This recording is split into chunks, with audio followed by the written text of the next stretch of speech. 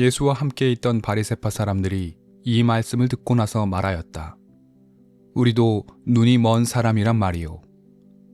예수께서 그들에게 말씀하셨다. 너희가 눈이 먼 사람들이라면 도리어 죄가 없을 것이다. 그러나 너희가 지금 본다고 말하니 너희의 죄가 그대로 남아있다. 요한복음 9장 40절과 41절 말씀. 요한복음을 관통하는 핵심 심상 가운데 하나는 빛입니다. 요한복음의 시작을 기억하시는지요? 태초에 말씀이 있었다는 선언으로 시작합니다. 말씀은 세상에 처음 하나님과 함께 있었습니다. 그리고 모든 생명이 하나님의 말씀으로 창조되어 생명을 얻었다고 선포합니다. 또한 말씀은 빛으로 세상에 내려와 어둠 속에 비치니 어둠이 빛을 이길 수 없었다고 고백합니다. 빛이 세상을 밝히자 온 세상은 비로소 서로의 존재를 확인하고 창조된 세상을 온전히 볼 수 있게 되었으며 빛을 통해 이 세상이 하나님으로부터 창조된 세상임을 알아차리게 되었습니다. 이처럼 말씀이자 빛이신 예수께서 어둠을 밝히시어 온전히 보게 된다는 고백은 요한복음 전체를 관통하고 있습니다. 요한복음에서 주님과 만난 사람들은 어둠 속에 있는 경우가 많았습니다. 니고데모는 진리를 알고 싶어 어둠이 깃든 밤에 주님을 찾았습니다. 비록 다시 태어나야 한다는 말씀을 온전히 이해하지는 못했지만 그는 어둠에서 빛의 세계로 나아오려 애쓰던 사람이었습니다. 이후 주님께서 만나셨던 사마리아 여인 역시 어둠 속에 있었던 사람입니다. 여인은 아무도 일하지 않는 뜨거운 정오에 우물로 나와 겨우 물을 떠야 했을 만큼 세상과 괴리된 사람이었습니다. 그에게 남편이 여럿이었다는 말씀 또한 그녀의 삶이 어둠 속에 있었음을 증명합니다. 빛의 세계를 본 여인은 그러나 복음 전달자가 되어 주님의 사역을 위해 마을로 뛰어 들어갑니다. 빛을 보았기에 그 빛을 전할 수밖에 없었기 때문입니다. 음행하다 잡혀온 여인도 기억하시는지요? 예수님은 그녀를 살리시며 다시는 죄를 짓지 말라 당부하십니다. 이 말씀은 다시는 어둠의 세계에 들어가지 말고 빛의 세계를 거닐라는 말씀입니다. 여인에게 이 말씀을 마치시고 주님은 이렇게 말씀하셨습니다. 요한복음 8장 12절입니다. 예수께서 다시 그들에게 말씀하셨다. 나는 세상의 빛이다. 나를 따르는 사람은 어둠 속에 다니지 아니하고 생명의 빛을 얻을 것이다.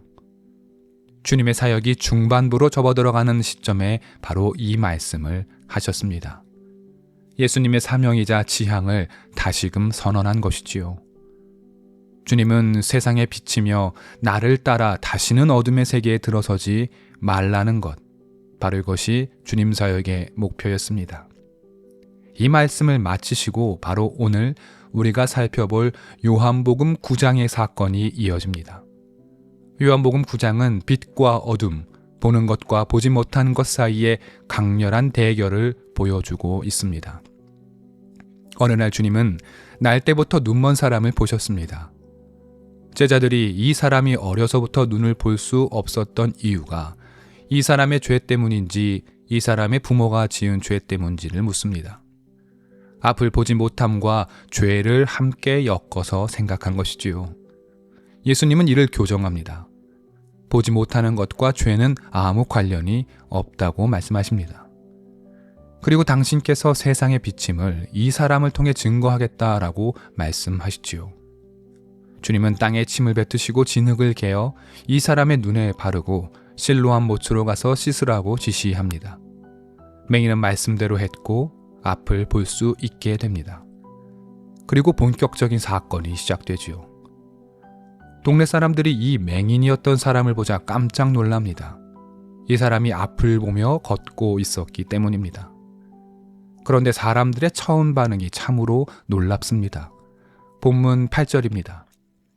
이웃 사람들과 그가 전에 거지인 것을 보아 온 사람들이 말하기를 이 사람은 앉아서 구걸하던 사람이 아니냐 하였다. 눈먼 이웃이 고생하며 살다가 눈을 뜨게 되었다면 응당 어떻게 반응해야 하겠습니까? 축하하는 마음이 먼저 아니겠습니까? 하지만 세상은 그의 눈이 아니라 그가 본래 거지였다는 것에 먼저 반응합니다. 돈 한 푼 없었을 것 같은 그자가 어떻게 눈을 고쳤을까? 돈이 어디에서 나와 의사와 약을 얻었을까? 이런 말 아니겠습니까? 사람들의 이 무정한 마음이 증명하는 바는 분명합니다. 이들의 세계가 짙은 어둠에 있다는 것이지요. 어둠에 있으니 빛을 만나 눈을 뜬 사람은 보이지 않고 그가 거지였다는 것에만 기억하는 것입니다. 어둠에 갇힌 이들은 동네 사람들만이 아니었습니다. 이윽고 바리새파 사람들이 생트집을 잡기 시작합니다. 당신의 눈을 뜨게 한 이가 누구인지 추궁합니다. 눈뜬 이는 말하길 그가 누구인지는 모르겠으나 예언자임은 분명히 알겠다라고 답합니다. 바리새파 사람들은 분노하지요. 이 남자의 부모까지 겁박합니다. 결국 이 눈멀었던 사람은 자신의 회당 공동체에서 추방당하는 화를 당하게 됩니다. 회당 공동체로부터의 축출은 당시 유대인으로서는 매우 끔찍한 사건, 사망 선고에 가까웠습니다. 이를 본문 34절은 이렇게 기록합니다. 그들은 그에게 말하였다. 네가 완전히 죄 가운데서 태어났는데도 우리를 가르치려고 하느냐? 그리고 그들은 그를 바깥으로 내쫓았다. 빛이신 주님을 만나 어둠에서 해방되어 빛의 세계로 나아오고 나니 그는 세상으로부터 버림을 받게 된 것입니다. 이 얼마나 역설적인 상황입니까? 어둠이 빛을 싫어한다는 요한복음의 배경이 그대로 드러납니다. 자, 그런데 생각해 봅시다. 회당 바깥으로 쫓겨난 이 사람은 패배한 것일까요? 다시 어둠의 세계로 들어간 것일까요? 전혀 그렇지 않습니다. 빛의 세계라는 더 큰 세계와 접속된 이 사람에게 회당의 경계는 아무 의미가 없습니다.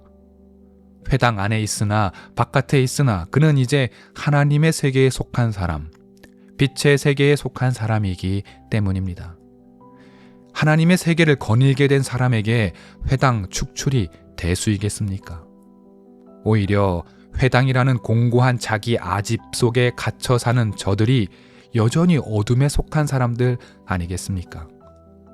하여 35절과 36절에서 이어지는 주님과 회당에서 축출된 이 사람의 대화는 담대한 믿음의 고백입니다.